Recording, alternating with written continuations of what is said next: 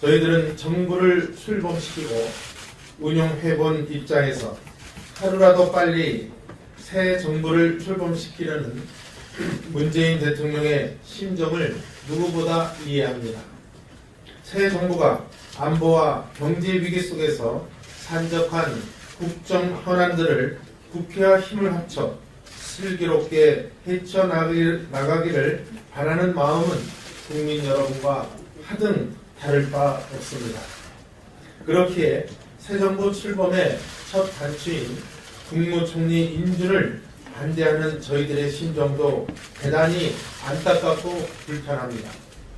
국민 여러분, 이 모든 문제의 근본 원인은 대통령 본인에게 있습니다. 새 정부 내각이 신속하고 정상적으로 출범하려면 대통령 스스로 먼저 국회가 동의해 줄 수 있는 인물을 골라 지명했어야 합니다. 누가 봐도 문제가 많고 의혹투성이인 사람을 내놓고 급하니까 무조건 동의해달라고 하는 것은 옳지 못한 일입니다. 우리나라 헌법과 인사청문회법 등은 국회가 국민을 대신해서 국무총리를 비롯한 고위공직자에 대해 철저한 검증을 하고 동의 여부를 결정하라는 인사청문권을 부여하고 있습니다. 청문 결과 흠결이 많고 의혹이 제대로 해명되지 않을 경우엔 당연히 임명 동의에 반대할 권한과 의무를 갖고 있는 것입니다. 저희 자유한국당은 이낙연 국무총리 후보자에 대한 인사청문 결과 도저히 이 상태로는 임명에 동의할 수 없다는 결론에 다다랐습니다. 그 이유는 다음과 같습니다. 첫째, 이낙연 후보자와 관련된 많은 의혹이 제대로 소명되지 않은 상태에서 무조건 동의해 줄 수는 없습니다. 언론에서는 배우자의 위장 전입 문제를 주로 보도하지만 실상은 그보다 훨씬 많은 의혹과 문제가 제기된 채 해명되지 않고 있습니다. 배우자의 위장 전입 문제 외에도 배우자의 그린 강매 의혹, 장남의 병역 탈루 의혹, 장남의 증여세 탈루 의혹, 후보자의 입법 대가 고액 후원금 수수 의혹, 증여받은 토지의 세금 탈루 의혹, 후보자 측근의 불법 경비 대남 및 보훈 인사 의혹 등 중요한 것만 6개가 넘습니다. 그 이유를 저희가 길게 설명하지 않더라도 그 하나하나가 반드시 해명되어야 할 중대한 문제입니다. 둘째, 이낙연 후보자가 의혹을 소명할 가장 기본적인 자료조차 제출을 거부하는 것은 국회 인사청문회 자체를 무력화시키는 행위이므로 받아들일 수 없습니다. 이낙연 후보자는 자신의 가족인 부인과 아들의 핵심적 관련 자료조차 제3자의 개인 정보라는 이유를 들어 제출을 거부했습니다. 이는 국무총리 후보자로서 국회의 검증을 받지 않겠다는 뜻이나 마찬가지입니다. 국무총리 후보자부터 가족의 자료 제출을 제3자의 개인 정보라는 이유로 거부할 수 있다면 앞으로 다른 국무위원급 후보자들도 본인들에게 불리한 것은 숨길 수 있도록 해주는 아주 나쁜 선례가 될 것입니다. 국회 인사청문회는 사실상 어떤 의혹도 제대로 검증할 수 없으며 대통령의 인사지명에 무조건 동의하는 거수기 역할만 하게 될 것이기 때문입니다. 셋째, 이낙연 후보자는 이미 드러난 의혹만으로도 국무총리라는 국정 2인자의 도덕성에 부적격합니다. 이낙연 후보자는 배우자의 위장 전입을 처음엔 부인하다가 뒤늦게 시인했습니다.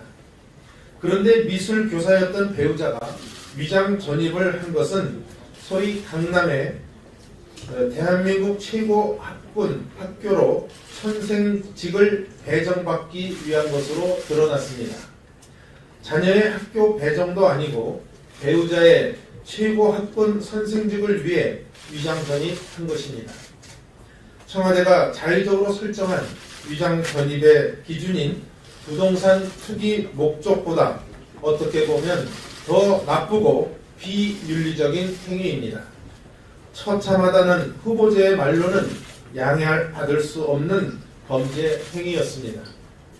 평범한 전직 미술교사 출신인 이 후보자의 배우자는 또한 이 후보자가 4선 국회의원이었던 2013년 개인 그림 전시회를 열어 돈을 모았습니다. 그 전시회에 남편을 보고 찾아온 인사들이 줄을 섰다고 합니다. 후보자 부인은 개인 전시회라면서 국회의원인 남편의 이름으로 초청장과 도록을 찍고 그 지역 공공기관인 전남 개발공사에 그림 2점을 한 점당 400만원과 500만원에 팔았습니다. 공공기관에는 이 외에도 3점을 더 팔았다고 하지만 밝혀지지 않고 있습니다. 4선 국회의원인 남편의 미세, 얼마 뒤 전남지사로 출마할 후보자의 지위가 아니라면 있을 수 없는 일입니다. 남편의 미세를 이용해 국민 세금이나 마찬가지인 공공기관의 돈으로 한 점당 무려 500만원의 그림을 구매케 한 것입니다. 공직자로서는 있을 수 없는 일탈 행위이자 지극히 부도덕한 일입니다. 이것만으로도 우리는 이낙연 후보자가 국무총리라는 공직을 맡을 수 없는 도덕적 흠결을 갖고 있다고 판단합니다. 넷째, 문재인 대통령의 합리적인 해명이나 조치 없이 대국민 공약을 정면으로 위반한 인사에 동의해 줄 수 없습니다. 이낙연 후보자는 위의 이유들과 함께 문재인 대통령이 스스로 정한 소위 5대 비리 관련자 고위공직 원천 배제 원칙에도 어긋나는 정의롭지 못한 인사입니다. 문재인 대통령은 반칙과 특권이 없는 세상을 만들겠다고 하고 늘 정의와 상식을 외쳤습니다. 그 말을 실천하려면 자신이 국민에게 한 약속부터 지켜야 합니다. 5대 비리자 고위공직자 임용 배제라는 공약은 당연히 지켜야 할 약속입니다. 불가피하게 지키지 못한다면 진솔하게 사과해야 할 일이지 그것을 궤변에 가까운 말로 현실에서는 다르다고 변명하는 것은 정의롭지 못한 행동입니다.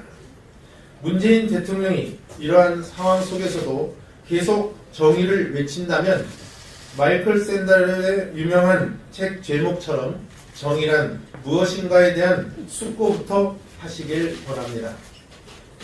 존경하는 국민 여러분, 문재인 정부가 출범한 후 저희 자유한국당은 합리적이고 강한 야당이 되겠다고 약속을 드린 바 있습니다.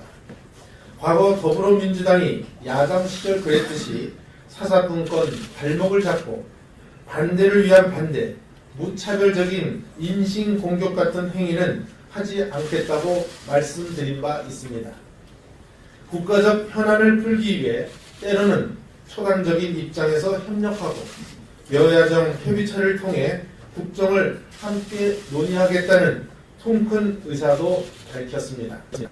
그 결과 지난 국무총리 청문회에서부터 우리는 화해와 호통이 난무하던 과거의 청문회와는 전혀 다른 모습을 국민께 보여드렸습니다. 그러나 우리는 제1야당으로서 이 정부가 잘못된 길로 갈 때에는 견제와 비판을 하는 것이 당연한 책무이고 때론 강력한 저항을 불사할 수밖에 없습니다. 앞서 말씀드린 이유로 이낙연 국무총리 후보자는 새 정부 첫 국무총리로서 충분한 적격성을 갖지 못한 부당한 인사이고 대통령 스스로 국민과의 약속을 파기한 정의롭지 못한 인사입니다. 그렇기 때문에 우리는 여론조사상 국민들의 대체적 생각이 어떤 것인지를 알면서도 임명 동의에 강력하게 저항할 수밖에 없습니다. 이낙연 후보자가 이 상태로 아무 일도 없는 듯이 인사청문을 통과한다면 현재 온갖 문제가 불거져 있는 강경화 외교부 장관 후보자, 김상조 공정거래위원장 후보자 등 다른 청문 대상 고위공직자의 똑같은 의혹에 대해서 우리는 잣대를 댈 수가 없습니다. 헌법과 법률이 정한 국회 인사청문회는 무력화되고 야당은 여당의 이중대나 정부의 거수기 역할을 하게 될 것입니다. 이런 상태로 여당인 더불어민주당과 하루아침에 여당의 이중대로 전락한 국민의당의 힘으로 인준표결을 밀어붙인다고 한들 국민적 신뢰 속에서 국무총리의 막중한 책무를 다할 수 없을 것입니다. 존경하는 국민 여러분, 거듭 말씀드리지만 새 정부의 첫 인사를 둘러싼 이 모든 문제는 문재인 대통령이 준비된 인사를 하지 않았기 때문에 생기는 것입니다.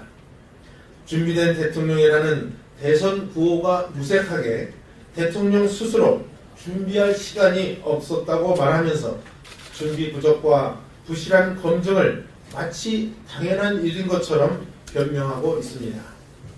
제1야당과 언론의 문제 제기에도 불구하고 국무총리를 비롯해 수많은 의혹이 제기되고 공약 위반에 해당되는 사람들을 임명 강행하려고 하고 있습니다. 지난 대선 때 홍준표 후보에 대해서는 현직 도지사직을 그만두고 대선 후보에 출마하는 것을 그처럼 비난하더니 본인들은 현직 도지사를 차출해 공직에 임명하려 하고도 있습니다. 이처럼 대통령의 야당 무시, 협치 실종, 괴변, 자기 합리화 행태가 계속되고 있는 상황에서 제1야당마저 무기력하게 행동한다면 앞으로 이 정부의 독선과 독주는 누가 막을 수 있겠습니까? 다른 야당들이 사실상 여권의 이중대가 되어 있는 상황에서 저희 자유한국당은 문재인 정부의 독선과 독주, 협치 실종, 인사 난맥상에 대해 국민과 함께 비판과 견제 그리고 저항을 불사하겠다는 각오를 밝힙니다. 우리는 문재인 정부의 인사 실패를 묵인하고 도덕성 부재 내각으로 출발하는 것을 방조할 수 없습니다. 문재인 대통령의 준비 안 되고 잘못된 인사로 인해 정부 출범 초기부터 대결로 치닫고 있는 현재의 정국에 대한 모든 책임은 문재인 대통령 본인에게 있다는 점을 다시 한번 강조합니다. 새 정부의 원만한 출발과 진정한 협치 정신을 구현하기 위해 문재인 대통령은 결자 해지의 차원에서 이낙연 후보자의 총리 지명 철회를 요구합니다. 감사합니다.